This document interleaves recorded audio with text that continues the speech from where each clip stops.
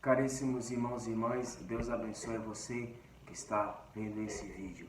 Pessoal, eu quero agradecer imensamente a Juliana, que veio de São Paulo, aqui da minha cidade, do estado do Maranhão, Barra do Corda. Ela veio de São Paulo e trouxe esse livro belíssimo para mim. Li ele esses 2 dias. O Pecado Venial, suas malícias, seus efeitos, seus castigos, considerações e exemplos, do Padre André Beltrame, da editora Imaculada. Pessoal, é um livro muito profundo, é um livro que chama bastante atenção para a gente nos policiar, para ter uma vida espiritual profunda na graça de Deus e fazer meditações no nosso dia a dia, porque os pecados veniais, se a gente não tiver o cuidado, nos leva ao pecado mortal. E o pecado mortal é a inimizade com Deus. Os pecados veniais não agradam a vontade de Deus e nos faz, às vezes, quando a alma morre nesse pecado, nos pecados veniais, pode passar vários e vários anos no purgatório. E nesse livro aqui retrata justamente que o mesmo sofrimento do inferno é o mesmo do purgatório e que no purgatório só tem uma saída, uma porta, que é para o céu. Então, nesse livro, nós como cristãos católicos, eu digo a vocês, leiam esse livro, se puderem, para fazer uma boa confissão, para fazer uma boa avaliação de sua vida. Eu quero aqui deixar para vocês alguns pontos que me chamou bastante atenção, da minha vida, no cotidiano. Coisas que eu não parava para pensar, fazia naturalmente sem me tocar do que esses atos desapontam, não agrada ao nosso Deus. Antes de começar, eu quero rezar uma Ave Maria, a Mãe de Deus e também nós. Jesus nos deu ela como mãe. Ave Maria, cheia de graça, o Senhor é convosco. Bendita sois vós entre as mulheres e bendito é o fruto do vosso ventre, Jesus. Santa Maria, Mãe de Deus, rogai por nós, pecadores, agora e na hora de nossa morte. Amém. Nossa Senhora, Rainha dos Corações, rogai por nós.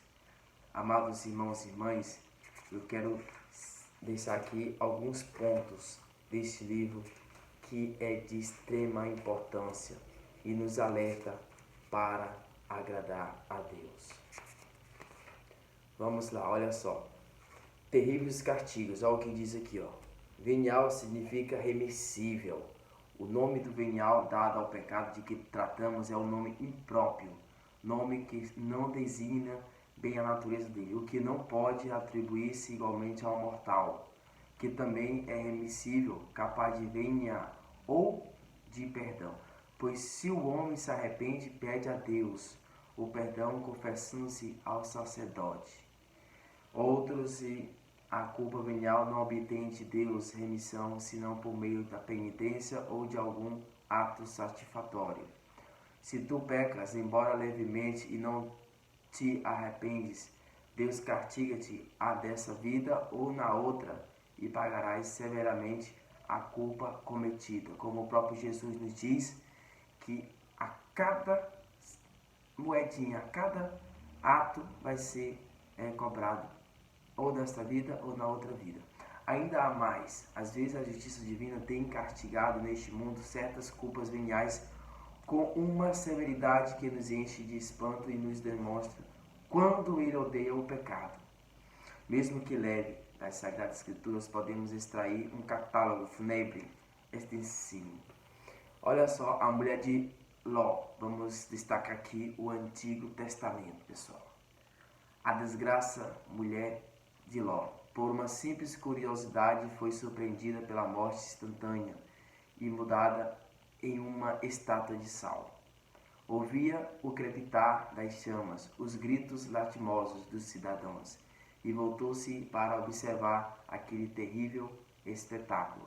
Lembra daquela passagem da mulher de Ló, que ela olhou para trás e ficou numa estátua de sal? Não, profundo. Eu vou destacar aqui outro, Davi e Ouça. Infeliz Davi, no auge de seu poder, esqueceu-se por um instante de que Deus o tinha erguido da solidão de um campo aos degraus de um trono, e que em cetro lhe trocara o bastão de pastor. Fez enrolar o seu povo e agradou-se vaidosamente daquele número ilimitado de súditos, atribuindo a si a glória de Deus. Mas logo a ira divina se desencadeou sobre ele, pediu uma severa expiação, propondo-lhe 3 horríveis flagelos: a peste, a fome e a guerra. Venha a peste, exclamou o humilde monarca arrependido, e assim eu também correi o risco comum de ser infectado e punido pessoalmente por minha culpa. E o contágio invadiu o povo e os mortos chegaram até o número de 70.000. Então, isso aqui foi um relato de Davi e Onça, né? Então, eu vou destacar aqui, vou chamar a atenção de mais uns pontos que eu achei muito interessante. Tem a parte do purgatórios, vou ler aqui para vocês aqui, terríveis aparições. Um religioso de São Francisco de Assis, na época de São Francisco de Assis, morto em conceito de santidade, apareceu depois de muito tempo a um amigo seu, queixando-se altamente de ter sido abandonado por ele. E foi verdade, porque o confrade, julgando que o defunto já tivesse alcançado a glória eterna, não rezava mais por ele, e nesta suposição baseava as suas desculpas. A alma abandonada deu então um lamentável grito e por 3 vezes repetiu: nem me crendo, nem me crendo, nem me crendo, quando distributus Deus et in quam severe punat. Em latim está aqui traduzido, diz assim, ó: ninguém pode crer, ninguém pode crer, ninguém pode crer, quanto lá se apura tudo. Então ele está relatando aqui as penas que ele estava pagando pelos seus atos de pecado. O próprio Divino Redentor nos advertiu que de lá não sairemos sem havermos pago antes todas as nossas dívidas, até o último centavo. Tudo, pessoal. Vou dar um exemplo para vocês bem simples. A comida que você deixa no prato, a desobediência, a mentira, a raiva, o ódio, tudo isso, pessoal, tudo isso, todas essas dívidas a gente vai ser cobrado, ou nesta terra, ou neste mundo, ou no outro mundo. Que você tiver a graça de ir para o purgatório. Se nós tivermos a graça de ir para o purgatório. Olha só, vou citar aqui mais outros pontos bem profundos desse livro. Olha, de Santo Agostinho. Santo Agostinho, 20 anos depois da morte de sua santa mãe, Mônica, escrevendo as Confissões, suplica aos leitores que rezem por ela, e ele mesmo dirige ao céu uma prece bastante comovente, que arranca lágrimas. Depois de 4 lustros, o grande doutor ainda temia que sua santa mãe estivesse no purgatório. Que lição para nós, que esquecemos tão cedo os pobres finados e tão pouco receamos os rigores da justiça divina. É por isso que a Santa Missa é perfeita, a oração perfeita, porque a gente reza pelos doentes, reza pela conversão dos pecadores, reza pela igreja peregrina e reza também, sobretudo, pelos mortos que já estão padecendo no purgatório. Pessoal, vou citar aqui outro ponto bem profundo. Olha só, aqui ó, as pequenas murmurações. O padre Nireben da Companhia de Jesus era bastante devoto das almas do purgatório. Uma noite, no coro do colégio de Madre, enquanto rezava o sufrágio delas, viu aparecer o irmão que havia morrido recentemente e que tinha ensinado teologia naquela escola. Ele tinha sido condenado ao purgatório e era atormentado, ou melhor, atormentando por apenas atrozes, porque alguma vez tinha falado do próximo sem a devida caridade. Só porque estava falando da vida do próximo, ele estava pagando as penas no purgatório. Tá vendo, pessoal, como é interessante a gente meditar isso? A sua língua era continuamente queimada por um ferro em brasas, por tê-la usado mal. A devoção a Maria Santíssima tinha lhe merecido a graça de aparecer ao padre Nierebeg para que pudesse lhe impetrar sufrágios. Sufrágio que a gente reza na Santa Missa pelas almas que estão padecendo no purgatório, que estão pagando penas no purgatório. Então, quantas vezes eu já pequei falando do próximo? Quantas vezes a gente peca com a nossa língua, com o nosso julgar, com o nosso olhar, para falar do outro? Então, é algo muito profundo a gente meditar para a gente estar vivenciando a graça de Deus. Olha aqui outro, sinal da cruz mal feito. A irmã Francisca de Pabola viu no purgatório um pobre padre com úlceras repugnantes em seus dedos, porque tinha feito o sinal da cruz com distração e sem a necessidade, a gravidade. Sem a necessária gravidade. Muito interessante, pessoal. Olha só, olha esse ponto aqui, ó. Pobre abade. Esse aqui é o último trecho para a gente finalizar aqui, para o vídeo não ficar tão longo. Um religioso de nome Emmanuel, abade de um mosteiro de São Bento, tivera no curso de sua vida um único defeito: ser pouco amável para com o próximo. O seu zelo austero exigia de que cada um de seus religiosos se tornasse santo, e então acontecia que a sua severidade excessiva, antes de aproximá-los, afastava da perfeição as pobres almas.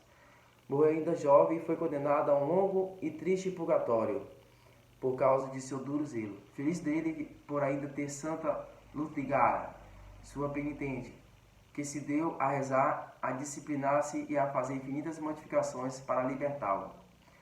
E você tem rezado pelas almas do purgatório? Eu, José Henrique, tenho rezado pelas almas do purgatório, é uma meditação para mim.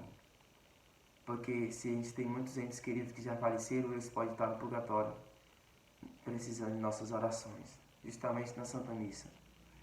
Por muito tempo não foi possível fazê-lo sair daquelas chamas, até que a heroica santa, oferecendo-se a si mesma como vítima de expiação, o divino Redentor comoveu-se e quebrou as cadeias do infeliz abade. Então apareceu-lhe radiante de luz a Santa Lidgarda e agradeceu a ela, dizendo que sem as suas orações ainda teria de sofrer no purgatório por meses e anos. Então existe, pessoal, essa intercessão, né, que a gente possa, pela força da nossa oração, a caridade, as almas do purgatório, pode livrar elas daquelas penas até o seu reto final. Então, pessoal, olha só, eu vou fazer outra parte desse vídeo falando, porque é bem profundo e é bem longo, mas se me cabe, tem 12 minutos aqui, eu vou fazer essa parte aqui dos pecados veniais mais frequentes, ok? Se vocês me permitem ficar até o final. Um dos pecados veniais em que se cai de ordinário muitas vezes é a mentira. Olha que interessante. Para evitarmos uma repreensão, para sermos julgados inocentes, para salvarmos nossa honra, para satisfazermos o nosso amor próprio, negamos a verdade ou diminuímos. No entanto, não é lícito mentir por nenhuma coisa do mundo, embora se trate até de salvar a própria vida ou fazer o bem ao próximo ou livrá-lo de uma desgraça. Então, a palavra de Deus é muito clara. O pai da mentira é o demônio, é o capeta. A palavra nos foi dada para exprimir o pensamento e o sentimento da alma, não para negá-lo. Santo Agostinho escreveu um tratado que era expressamente voltado a afastar os cristãos da mentira. Deus, que é a própria verdade, odeia este defeito e pune severamente. Os benignos detestou, Provérbios 8,13. E nos aconselha, antes de cada coisa, te proceda a palavra de verdade. Eclesiastes 37:20. Entre as 7 coisas que Deus abomina, esta é a língua mentirosa. Jesus Cristo nos deu a regra de como falar. O vosso falar seja sim, sim, não, não. Isto é que seja sincero, simples, nem simulação, ficção ou ampliações. Você tem andado mentindo muito, mesmo que seja brincadeira, não faça isso, nem eu e não você. Porque viver na verdade é agradar ao nosso Deus. Louvado seja nosso Senhor Jesus Cristo, para sempre seja louvado, e sua mãe Maria Santíssima. Em nome do Pai, e do Filho, e do Espírito Santo. Amém. Se você gostou, compartilhe geral. Valeu!